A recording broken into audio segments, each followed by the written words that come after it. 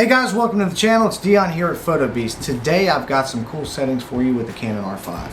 I am in the process of making about a 25 to 30 minute video going in depth about all the great settings that we can do with our R5s.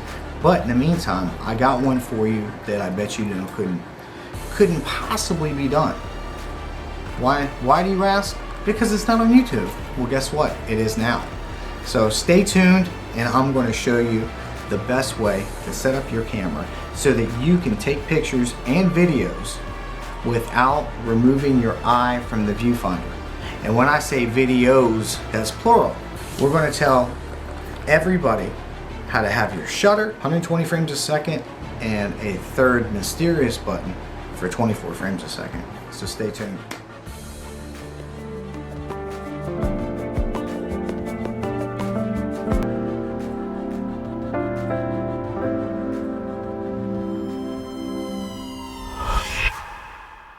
Alright guys, so how do you like that intro? It's pretty cool, huh? I took every one of those images myself using the Canon R5.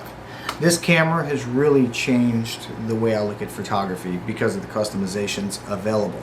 So, like I promised, let's go to the back of the screen on the camera. It's talking to us. Let's go to the back of the screen on the camera and let me show you how to set this up. Alright, so the first thing you're going to want to do is you want to go into your video mode and go into C1 and set it up for 24 frames a second. It's the very first thing. Go over to C3 and set it up for 120 frames a second, if that's how you want to set up your dual recording while you're in photo mode. Okay, once you get those two things set up, I'll take you into the menu now. We'll go back into the custom buttons, and I actually need to hit mode, go back to photography, and then we're going to go to C2 for this tutorial because this is my video settings for birds in flight photography or bird photography. Now, as we're looking at the screen here, what we're going to do is we're going to hit menu, we're going to go back to the third page, orange button, customize buttons. First one's back button autofocus. The second one, that's our film, okay? Leave it on that little camera and that will give you your 120 frames a second. Third one is mode. Fourth one is autofocus, and that gives you metering and autofocus. So that makes this back button your back button autofocus right here. The third setting you're going to want to do is hit your little asterisk button and hit the eyeball with the AF.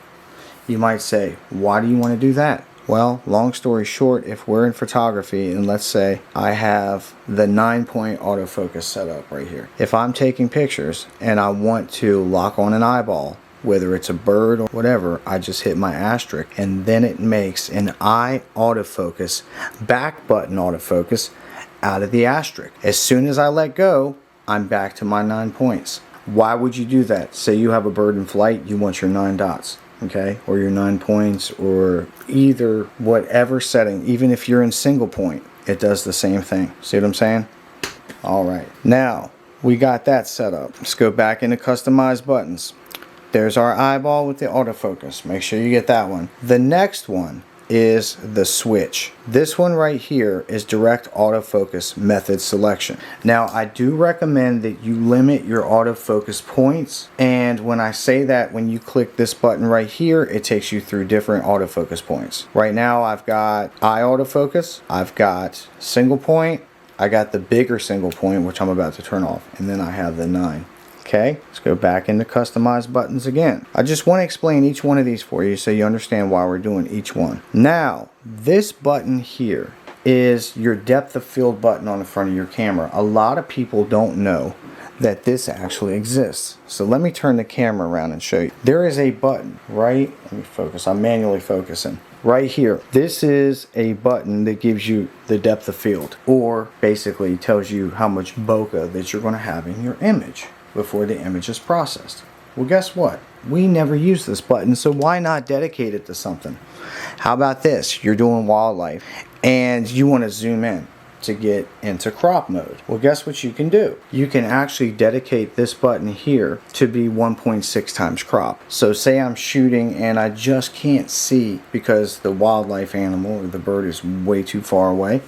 I can do 1.6 crop, take a couple shots, make sure they're sharp, then push that button again and then go back to regular mode. Pretty cool, huh? Then we have lens, which is autofocus stop, which is a button I don't really use. So now for the big one, the MFN or multifunction button. You see the little camera and then you see the little tiny thing right there. Look at that.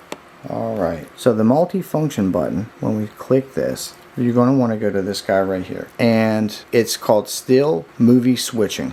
That button will allow you to use your C1 as your 24 frames a second. Now with those buttons set up, and also do the same thing over in the video mode. Click the video button right now and knock it on over, and that's about it. If you keep going down, I have the set button as basically setting my autofocus point back to center. So if my autofocus point gets discombobulated, I hit the set button and I'm back dead center again. Another nice little thing. And then the last one is the multi-controllers button, which is right here. Is basically just a toggle. And what this button allows me to do is move around my autofocus points on the screen as I'm taking shots. So let's say I want to move my autofocus point, say, and that's what that button does. And that's pretty much what you need to get set up. So let's look at Neil and Bob at the end of the table there. The first thing you're going to want to do is, like I said, you can hold this down, take a shot, hit your little asterisk, you're locked on the eyeball. Let's say we want to do some stills. I can do eye autofocus right here, back button, lock on them. Or if I'm in 9-point autofocus, I want to lock on the eyeball, I can do that. I can move around to different focal points and hit the eye autofocus, and then I'm back to my focal point. There we go. Let's go back to eye autofocus. There we go.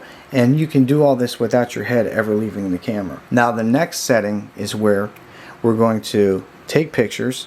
Let's record some B-roll, 120 frames a second. So we hit our red record button to start, red record button to stop, okay? And then for the last one is hit the multifunction button and you're at 24 frames a second. If you hit the multifunction button and you are on C3 and it says 120 frames a second, it's an easy fix. Turn it off, right?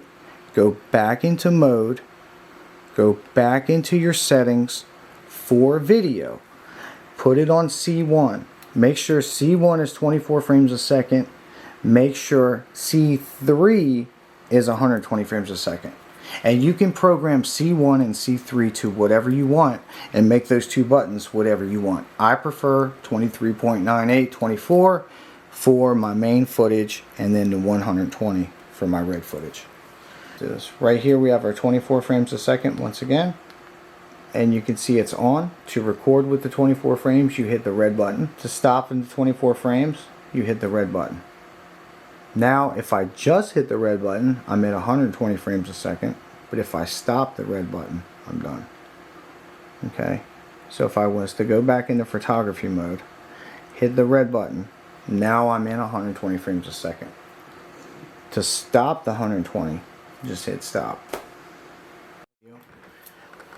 If you want to see a more thorough tutorial about all these settings in depth and why each one does what it does and get into some more settings, just let me know in the comments and I'll make another video for you guys a little bit more detailed, a little bit more in depth.